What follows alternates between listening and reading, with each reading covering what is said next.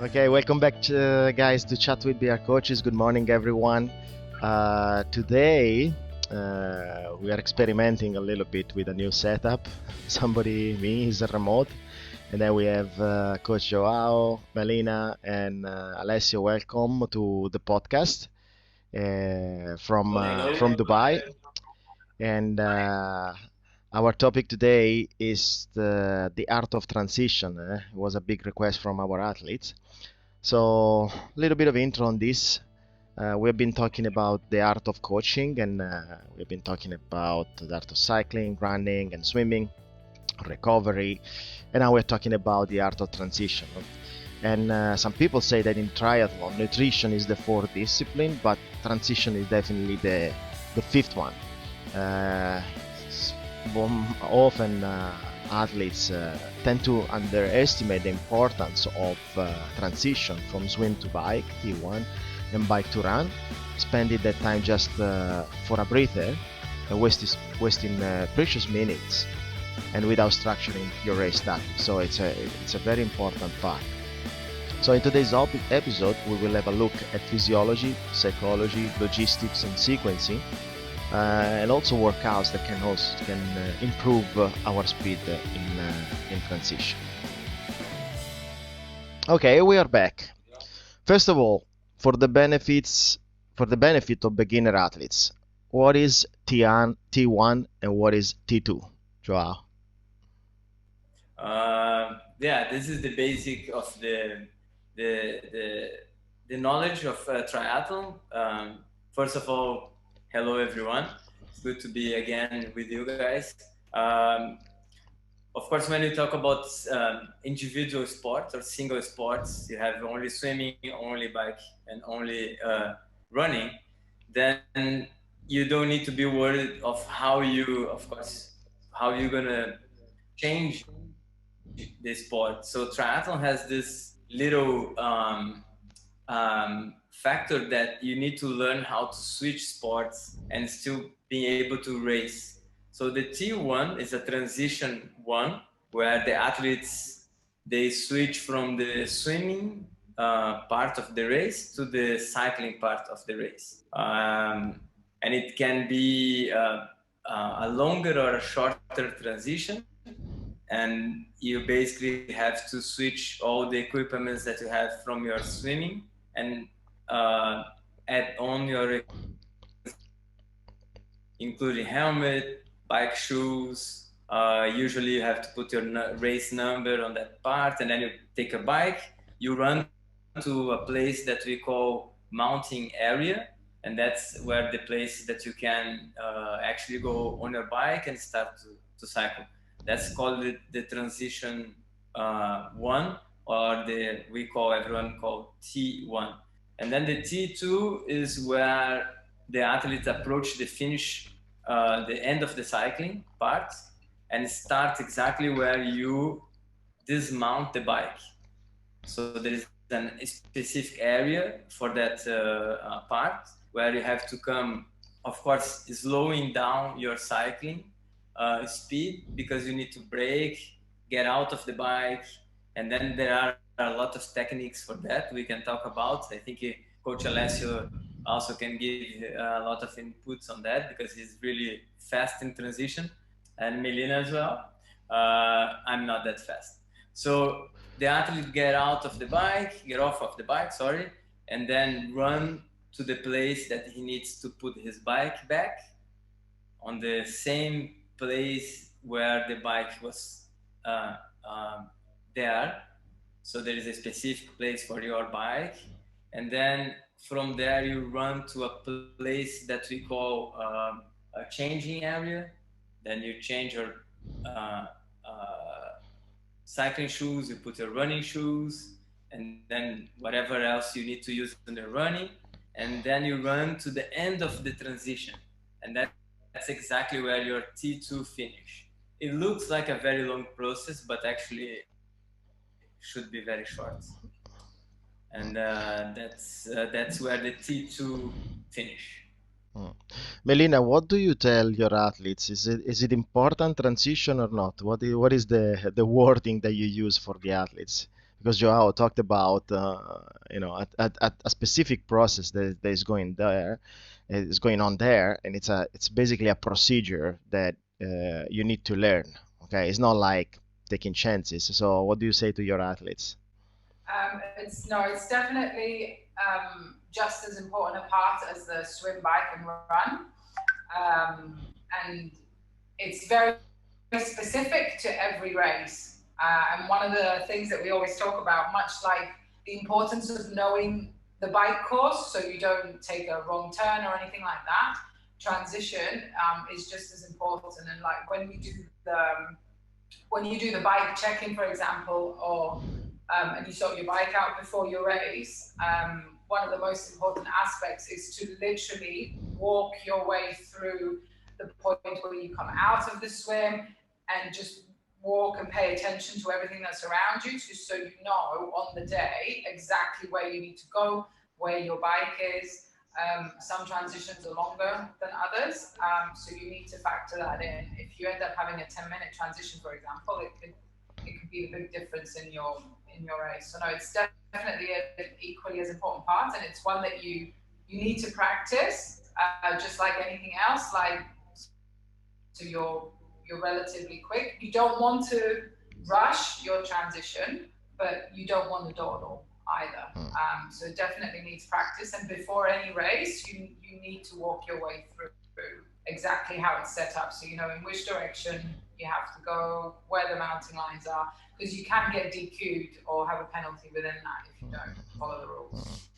I want to add something about this. As you said, specificity of each race for the transition is crucial. You know, we are pretty spoiled in some races here in Dubai where you are basically vectored to the transition, and there is not a big deal. But there are some competitions where the transition you need to really be ahead of the game and know what's going on. Otherwise, as you said, you get DQ'd because you got the wrong turn. Okay, but also there are competitions like Ironman Italy where the transition area was more than 700 meters. That's a long transition, So, if you start sprinting because you want to make time, then at that point it's I hear a noise. You hear a noise? No, okay. At that point it's good. Okay. At that point it's really a disaster, because if you sprint in the long transition, then when you get on the bike or on the run, you're already maxed out, and you are start. There is a false start, let's say. Okay, let's take a 30 seconds break. But first of all, I would like to make a service advertise for BR. So on Wednesday, like today, where we record our podcast, we have Run with Olympian with Coach Martyn at the track at Sports City. So contact front desk, get the details, and then book your spot. See you in 30 seconds.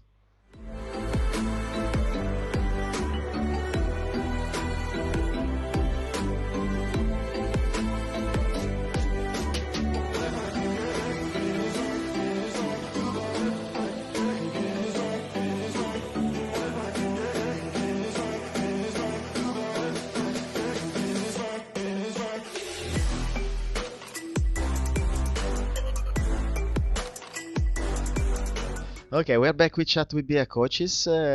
Yeah, so we spoke a little bit about the knowledge part of T1 and T2 and why it is important. Now let's have a look at some aspects that are really crucial to understand, especially for not only for athletes but also for coaches, so that we can tailor the workouts in a way that are helping really athletes. So what is the physiology involved in transition, especially, well, I mean, like let's differentiate T1 and T2 because there are two different physiologies involved.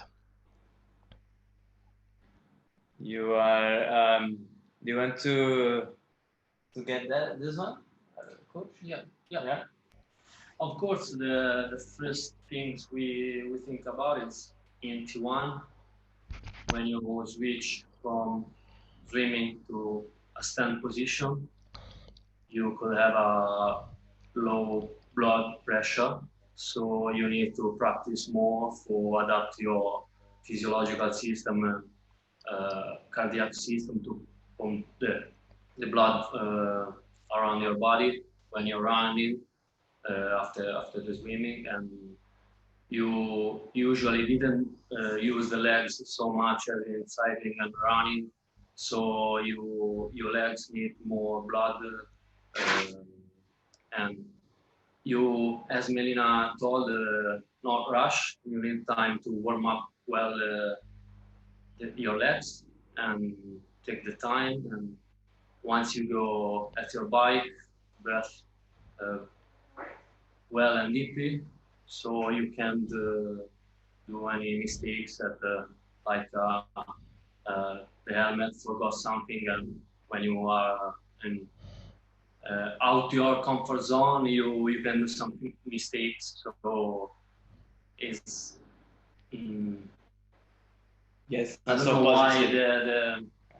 the physiological system work, but when you start to have blood pressure low, you can do some mistake, yeah, and you need to practice for that as well.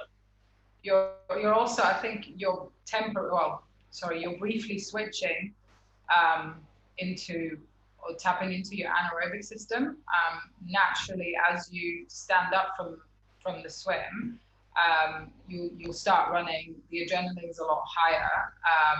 So if you push too hard there, you will end up getting on the bike with like a slight feeling of burning legs. And then obviously it's the whole, once you start your bike, you've got to push that little bit harder to clear a pack if there's quite a lot of you coming out at the same time, and kind of claim your space on the road. So much like the start of a race, where you kind of go into a little bit anaerobic to begin with and then you settle, transition's quite similar. And it's because the adrenaline's that little bit higher then, there's also more scope for mistakes. If you're not kind of switching into autopilot and know exactly what you're doing, there's the potential to make some mistakes or maybe not find your bike or those kind of things. To add a little bit, I think for me the mistake that I see many athletes doing is to actually think that the transition one or two, any transition, starts when you are not doing the previous sports. So, for example, they think that the transition moment starts when you stand up in the water and you are not swimming anymore. Well, while actually the transition moment should start before that. So the end of your swimming is already part of the transition.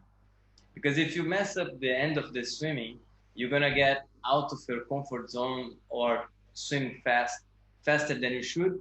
So when you stand up, you're gonna have a huge change of blood circulation in your system, and your heart gonna actually have to pump more blood into your system. So what Coach Alessio was saying is that if you do that process faster than you should, or if you don't practice that process, you won't be able to control very well that situation, and most probably then you're gonna have that feeling that you are lost or you are really dizzy, because what happened is you don't get enough oxygen to your brain because you've been from the horizontal position for whatever the time is, and then you go to a vertical position and you start to run.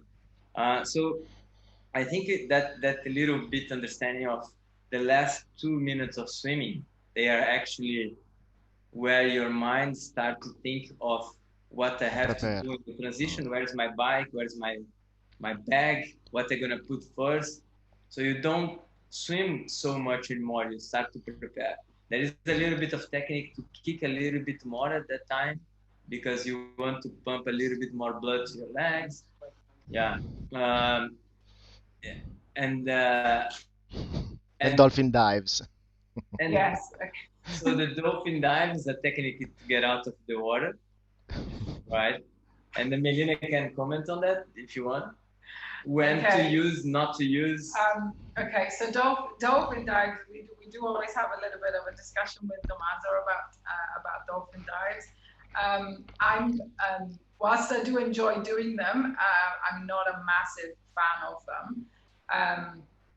You can gain a fair amount of ground by doing the dolphin dives. They're quite explosive, but they're not very energy efficient, or you have to use a lot of energy to do a dolphin dive. And the reality is, if you just focus on swimming as far as you can swim to the point where your fingers touch the sand, and then actually swim a little bit more,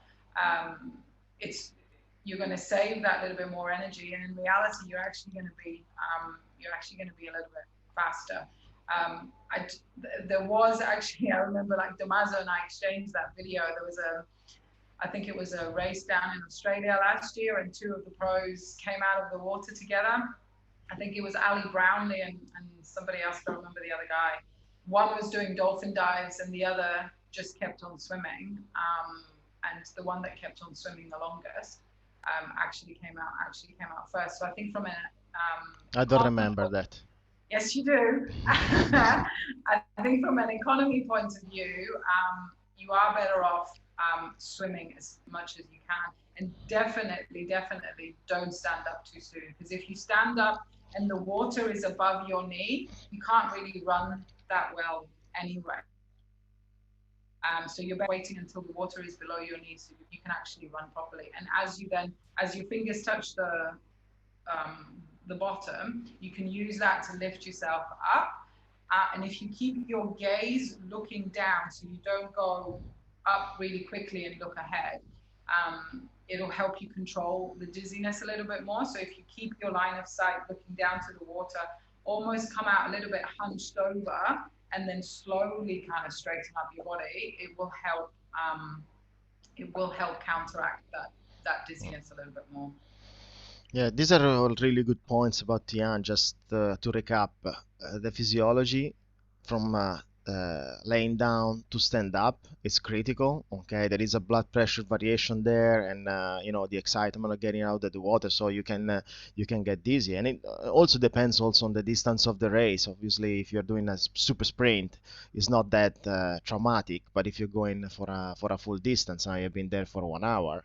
Or more, so it's a big trauma to the body, so you need to be careful. We see it sometimes, at the exit of the water, people that are start going zigzagging, because that's the feeling that you have, as you said, from aerobic to anaerobic. It happens in one moment. And then the other important aspect that we have been practicing, honestly, during our sea swims, when we get to the end of the water, like continue to swim until basically you are touching the bottom, and that's the point that you can stand and you can run in the water. Good. What about T2? What is the physiology? Because this one here is the one I think that most injuries happen from a bike to run. What is the physiology there involved, Joao? Well, I think what happened on that situation, there's so much going on, from a cycling to a running, that it is quite aggressive on the body to do that switch so quick. But because the athletes, they practice a lot, they do naturally. But if you put a runner to run after a bike, you will be surprised how much impact in his legs that cycling gonna have. And I think they did an experiment that they tried to analyze how much impact on the marathon runners to cycle before, and was like a massive impact, like a half an hour delay on their marathon times. Because what is going on is, first of all, your body position is completely different than running. You are trying to be as low as possible, so your lower back is bent and your shoulders are stuck. So there's first, the upper body has a huge impact, because you're being on a bike. I don't know, let's say you're doing the tradition that we always talk about, 7.3 event. So you've been there for whatever, 2 hours and a half, 3 hours. You know, even if you do a fast one, 2 hours in the bike, you've been in the same stuck position for 2 hours. And then your legs, they've been working in a certain way that it's not really the same way that you use on the running. So those muscles, they are firing in a different system of energy.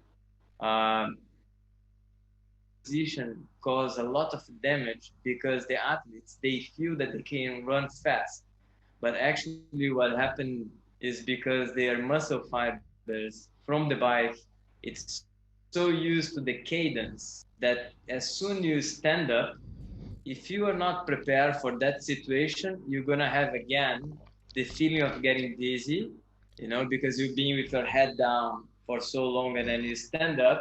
As soon you put the bike down, you feel like, oh, what's going on here? It's another blood, an oxygen system to switch. And then it comes the huge problem that I see. The first 2 kilometers of running, they are quite special. They're quite special. You know, there is a feeling of, oh my God, I cannot do this sometimes because maybe you push too hard on the bike, or maybe you are not prepared for the transition. So you never practice so much bike run. And then the other problem is the opposite. It's the feeling that you're fresh, which is not true. You know, it's not true. You cannot be fresh. You can be feeling good, but not fresh. So people think that cadence, you know, that quick legs that they have after the bike, they think that that is the cadence that they can keep going all the way. And I see a huge problem there because one step back, a professional athlete that you see how they move very well, and you need to lower a little bit that momentum. I think the internet's gonna. Can you hear us? Yeah. You just went out for a moment. Yeah. Yeah, you were talking about the cadence change and basically. Yeah. Yeah. So I think that's for me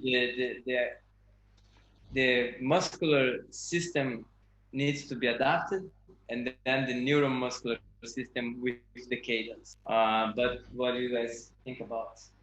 Yeah, exactly. For my own experience, the first time I do a bike run brick or in the race, it looks like I start running with another guy legs, with no Okay. my legs. With the time, with the practice, with adaptation, neuromuscular adaptation, I think is the most important part in this way. Yes. You are more comfort and you feel better, and then the problem is only muscular and energetic. Yes. Yeah, I agree.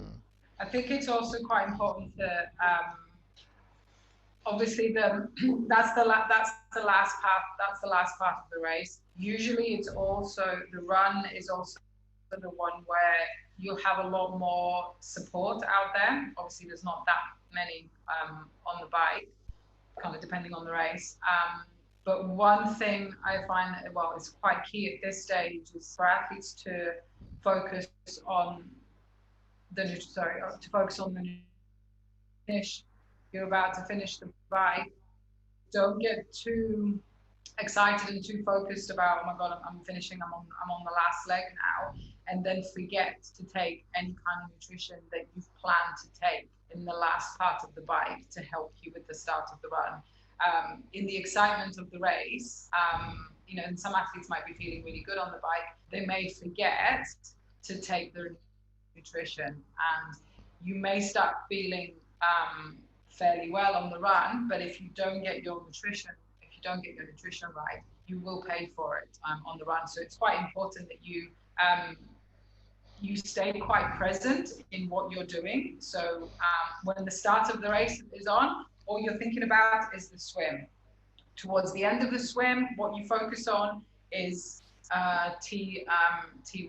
Towards the end, then you focus on the bike and you focus on what you're doing. You think about your nutrition, your power, your cadence, and then only towards the end of the bike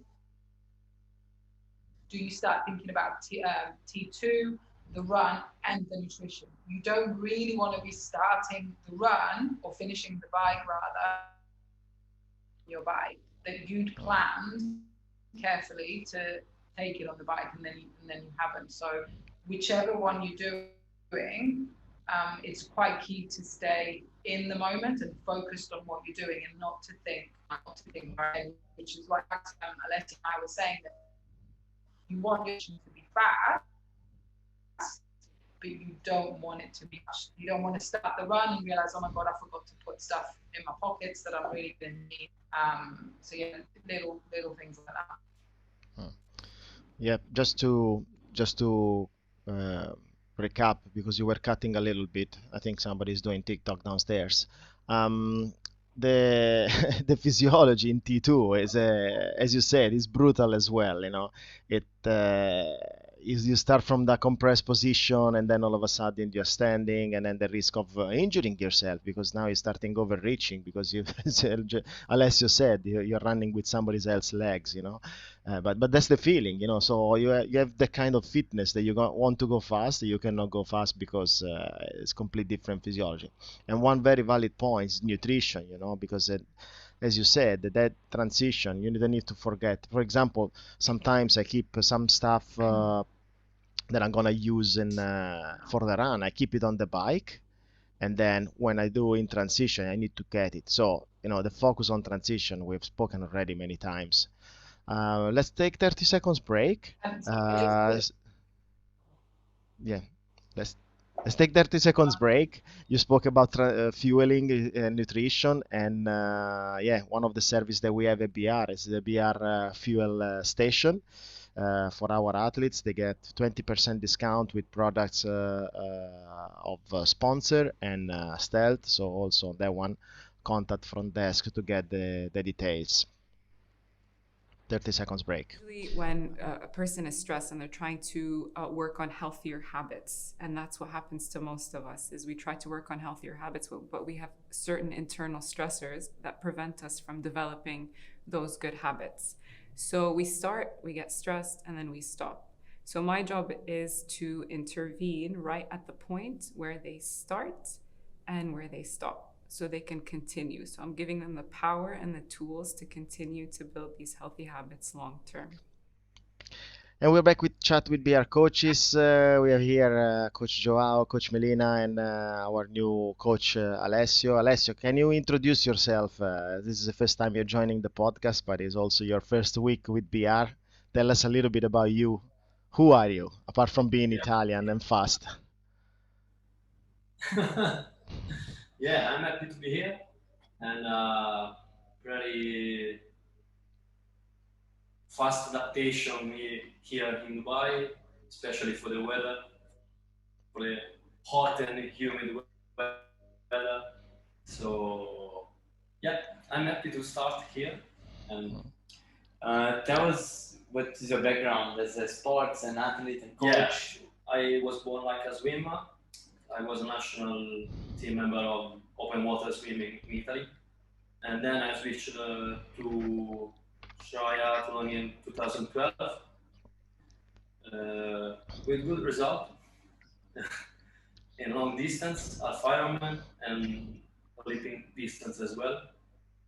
And now I'm here with the role of coach. And I hope to enjoy. We must say that Coach Alessio last year in Dubai, he got the win in age group 30-34, and he was second overall in the age group in the 70.3. So it was pretty fast. Okay, but about the weather, if it was easy, they would have called it table tennis. Okay, so it's that's why it's called triathlon, right? Yeah, he's still talking about the weather, but in 1 week he's gonna forget it. Yeah, I was like, do we adapt? It was like, do we adapt to this weather? Yes, of course. Eventually, can. yeah. You just drink more water. Okay. Okay, let's introduce another aspect of transition. We spoke about the physiology, we spoke a little bit about the knowledge. Now let's talk about a little bit of logistics and psychology. So, it depends on the race, but how do you prepare the transition area? How do you prepare for the transition process? How do we prepare this one? I think, well, that is very race specific.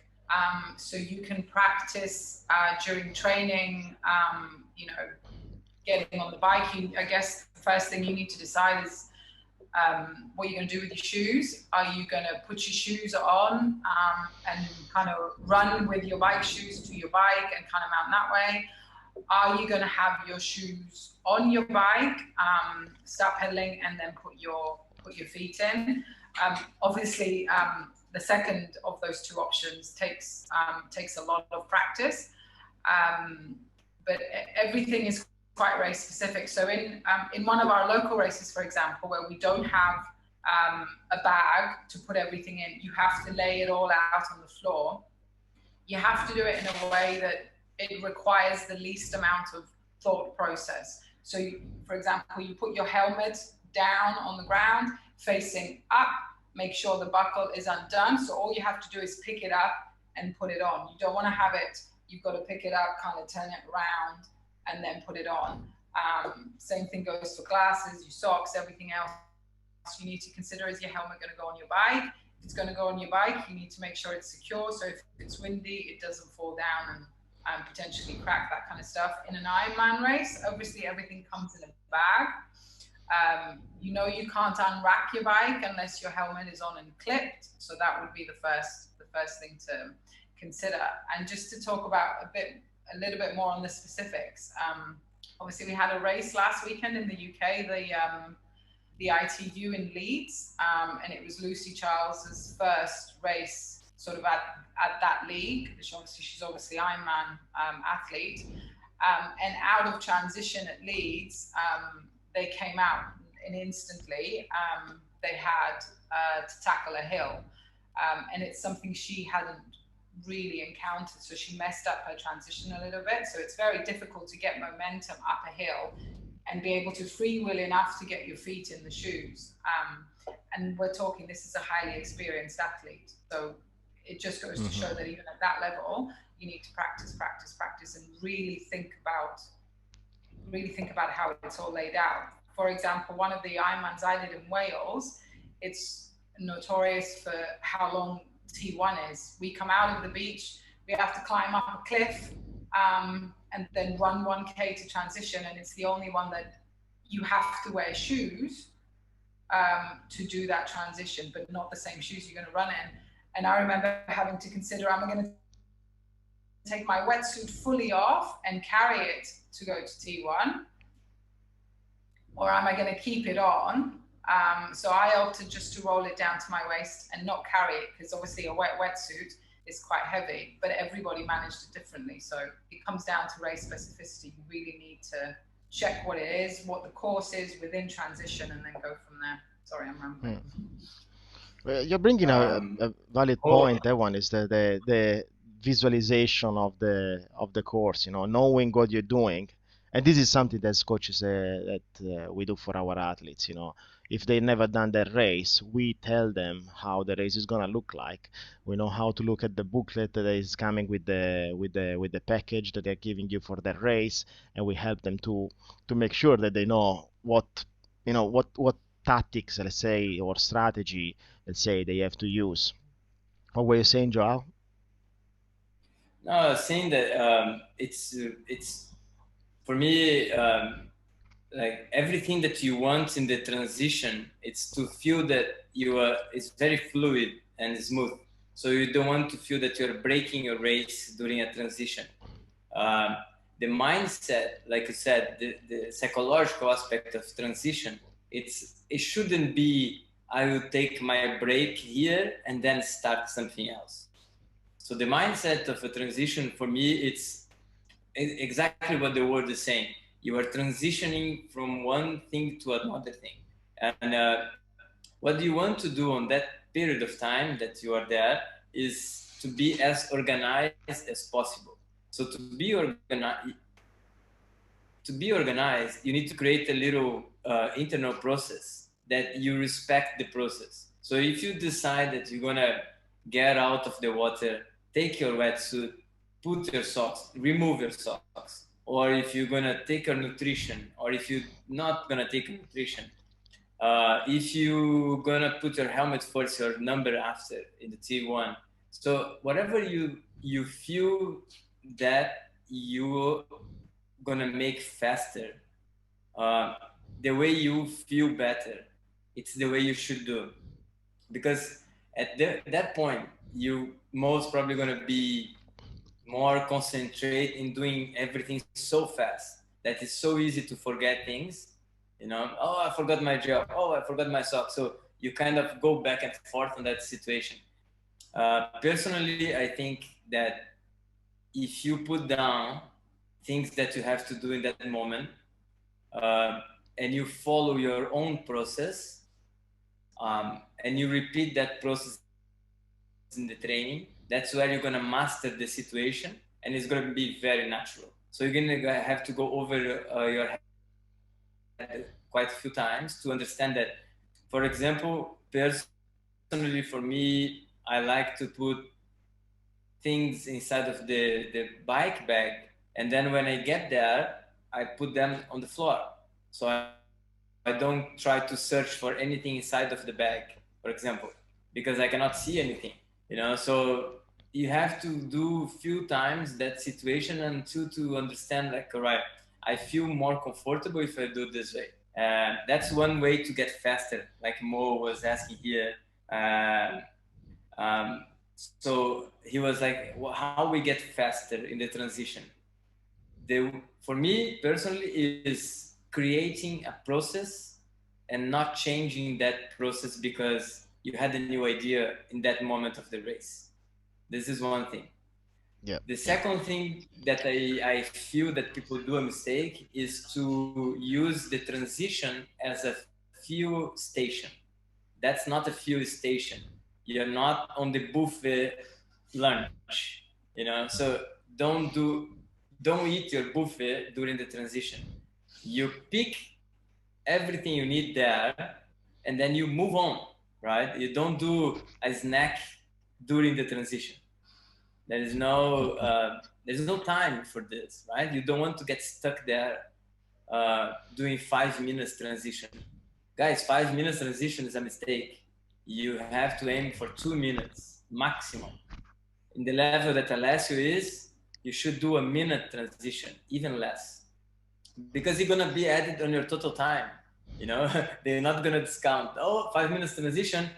Let's discount from the time. It's part of the race. Part of the race. So I lost 3 races because of that. I'm sure. Yeah. In your level, 10 seconds is, Especially short distance.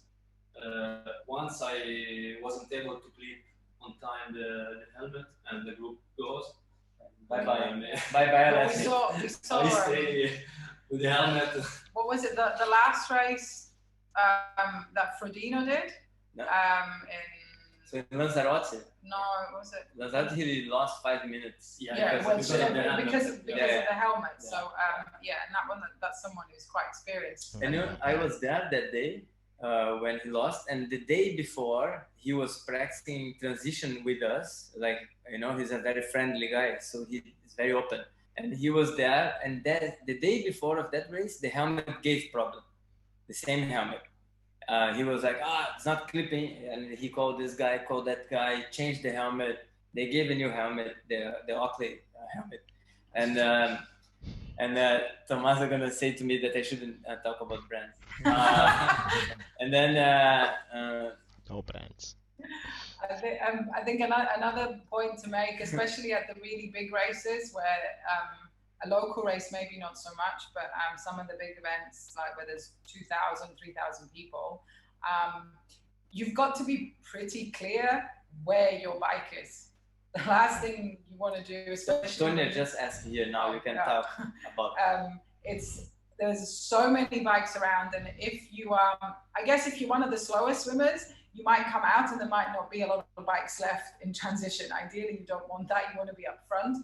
There's a lot of bikes, so you need to be very clear where your bike is. So, and again, this comes back to the bike check-in process where you walk through everything and you look around and see if there's anything near your bike that if you can focus on and see it easily, that you know that where your bike is. Like, I mean, I remember, for example, in Bahrain in 2019, I was really lucky. My bike was racked right under the Cyprus flag. So all I had to do is look for my flag, look down, and there was my bike. She has a pink bike, first of all. But but actually talking about this, 2 years ago, I got to transition and my bike was racked very closely to one of our VR athletes' bike, and we have the same bike. And I was this close to picking up her bike, and I remember looking at it going, this doesn't look like my bike, but who else has a pink bike? And I took a few seconds there to make sure I got the right bike. So knowing exactly where your bike is, and this will come up from finding some sort of landmark, something big that you can sight on to get to the area where your bike is, and then find it. Because especially in Ironman race and stuff like that, you can't put things on your bike to make it stand out. In a local race, you might be able to put a towel down to put your things on. So you please don't do the balloon thing. Yeah, no, you're not allowed to do that. Sometimes there are numbers, that sectors with the numbers, but remember what we said before, when you get out of the water or you are, running, you don't do math very well. Numbers are not very good. Yeah. And also don't use the, as you said, the other guy bike. Oh, I can recognize the bike because if he's faster than you, you get in transition, he's not there. Alas, you don't find it. I think you guys brought up a very valid point, a message for our athletes, which is you follow now a mental checklist. Every time you go, you follow that path, the process, and this mental checklist, it takes time to master it. So it's nothing wrong in writing down things. We are pretty good in write down a list of things and then following more than remembering stuff, especially at the beginning. So before your mental checklist becomes, bulletproof, then you can write down things. You write down the things that you need to bring in transition. You need to write down, how much nutrition, how much of this, how many socks, how many elastics for the shoes, and everything. And also you can write down steps, like for example, visualization of the transition area. Once you rack the bike, walk back to the entry exit of the swim. So then now you know that path, and you walk on that one. You see what's around. Okay, maybe the day before is not the same as the day of the race, but at least you had a little bit of let's say timing from the exit to the bike, and then as well from the bike to the run, same thing. Just walk and see what are the landmarks and features. So, but this one takes times. Let's take 30 seconds break, and then we come back. But last of the service advertisement, okay? On Monday evening at 7:30, we have VR Coach Swim with Coach Melina at Blue Wave. Book your spot with the front desk. 30 seconds break.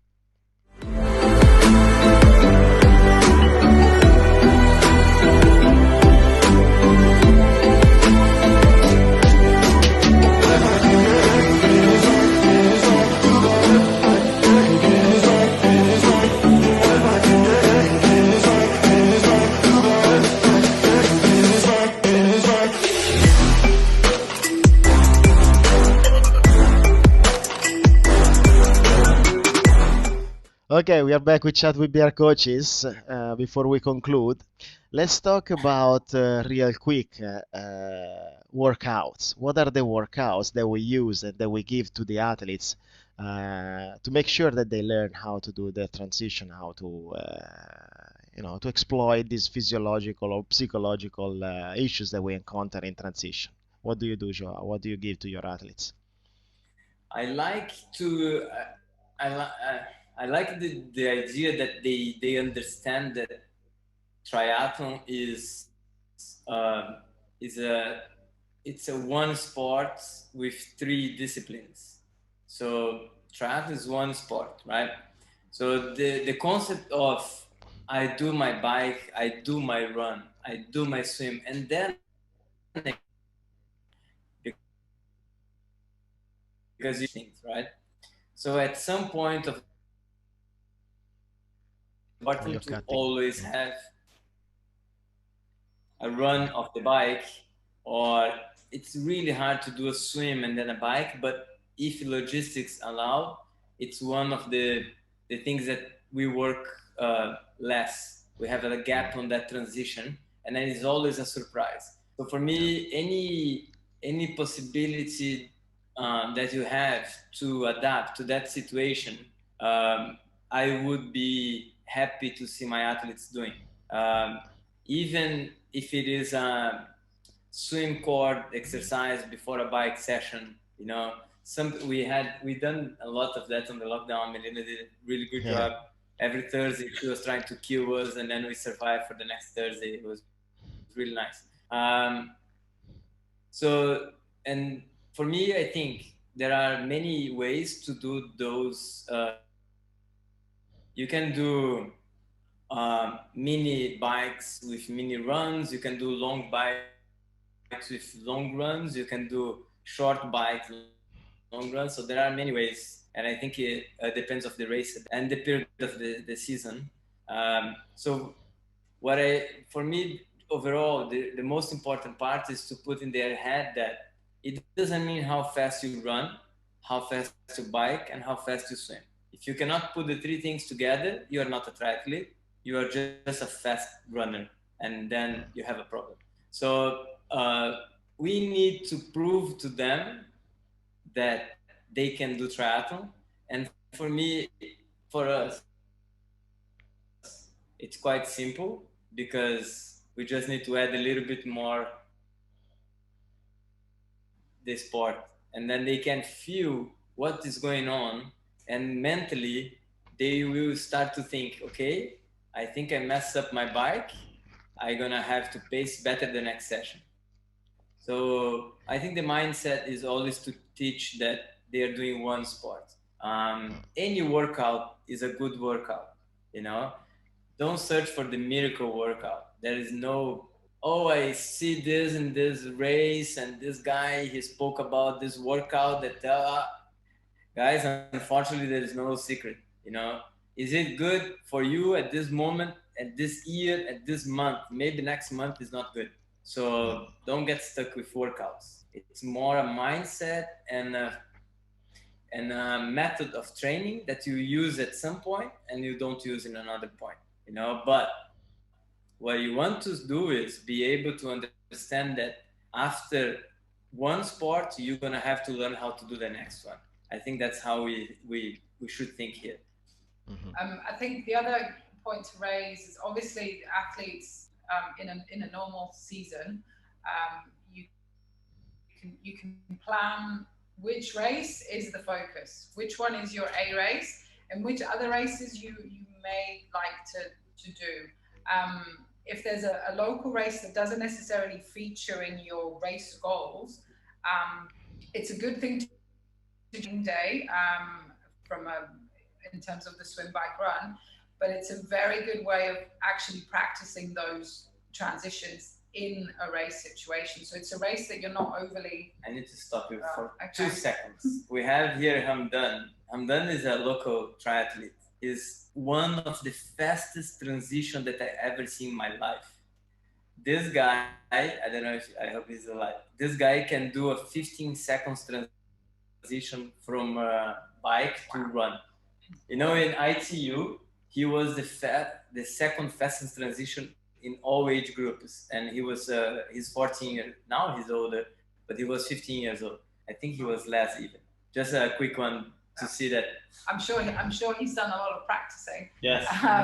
But yeah, no, I think you can use, because the one thing that you can't quite replicate in training, yes, you can practice transitions and practice different ways until you find what you're most comfortable with. But you can't quite get that extra adrenaline and excitement that you will have on race day. So if there are certain races that you're not overly concerned with from a, say, a performance point of view, they're a good way to enter as a training day, so you can get that little bit of extra practice on your transitions with that feeling of I'm in a race, and you're slightly more excited and not quite thinking as clearly. And also those races are the ones that if you want to change something in how you do your transition, that race would be a good one to trial it out. So you're not trialing it out on your important race, but you trial it out on another one. Shahayar comment is amazing. What did you say? He said he's the slowest in the transition. It's because he takes selfie, he takes selfie on the transition. Yes. It's all for the gram. By the way, we partnered up with iRide, the bike shop in our cycling team. So we are hoping to have a really good season with them. Now we have the BR iRide cycling team, and this is going to be a really nice project, and we are very happy to be with you, Shaz, again. And by the way, this guy here can be part of our cycling team as well. Okay? Oh, yes. Sounds good. Okay, I think we covered what we wanted to talk about in regarding transition, the art of transition. Now, Classic Tuesday is always a good moment to practice a little bit, so I leave it to you guys, but because I'm not gonna be here. But it's something that we have been doing in the past, where we were covering a little bit of transition, flying, transition from the bike to run, and vice versa. So all these kind of things. So most probably all the athletes want to hear more in practice next Classic Tuesday. Anything else, guys? Yes, I will add something. Quick one. Yes, I just you want can. to that the guys that they're listening, and after if they're listening to us, to understand that transition is also related to your fitness level. So it all, of course, we are saying that we want you to do as fast as possible, but we also understand that the fitter in triathlon you are, the faster you're gonna do that situation, that moment. So we also want you guys to learn that if you need to take a little bit more time and walk through the transition, it's not a mistake. What the mistake is not to go slow. The mistake is to go not organized. So I think the mindset is organization, not speed, right? Because if you speed, then if you try to speed up, then it's a problem, and you get the wrong message from today's podcast. And I think so. What we want to say is that we want you guys to learn how to be organized and then efficient, get faster and efficient on that process. Just to be clear here. Melina, see you next time. I guess just going back to what Alessio and I were chatting earlier, is like you want to be fast, but you don't want to rush it. A slightly slower transition that's correct is far better. The one that's really speedy, but you get on the bike and you think, oh my God, I forgot this, I forgot that, I forgot this. So you want it fast, but you don't want it rushed. I think that's effectively the gist of what we've spoken about today. Do you have time to answer questions? Yes. Do we have any comments? So Shaz is asking if he has to wash his feet. Definitely has to shave his legs. I think he's commenting that he always had to do that. But some people, they don't like that feeling of the sand, then socks, and then bike. It's very common, that feeling of, maybe I get a blister if I don't wash my feet. So that's the thing that we commented before, that you have to do things that you feel comfortable, but you need to be efficient, right? And then slowly you're going to learn that you actually don't need to do so many things. It's a quite fast situation. What is the fastest transition? Of course, keeping the shoes on the bike and jumping on the bike while your shoes are clipped. That's, of course, it's always faster than run on your bike shoes through the transition. But if you're not good on that situation, don't practice, don't race with it. then it's slower, you know. So you know what I mean? So is it faster? Of course, if you're good in that situation and it's safe. If you're not good, then it's a injury. It's a painful one. Becomes painful. Yeah. So it takes time. This is what you do in a workshop. You know, you get guided a little bit, and then from there you need to practice. It's not something that comes from one day to the other. I think the time-wise, you know, time-wise in terms of each transition, I would say anything more than 3 minutes, okay, in a half Ironman, it's super long already. You are wasting time. If you talk about Olympic and sprints, I think anything more than 1 minute and a half, you're already wasting time. So aim for those little numbers of less than 3 minutes in a longer distance and less than 1 minute and a half, even less than a minute probably in the Olympic and in sprint, because you don't have too much to do there, you know. You basically don't have too much to do. You have 3-4 things to do, and that's it. It should always be T2 should always be faster than T1. You don't take your time in T2. That should, you've got less stuff to do in that transition, so it should always be faster than your T1. If it's not, something's not quite right.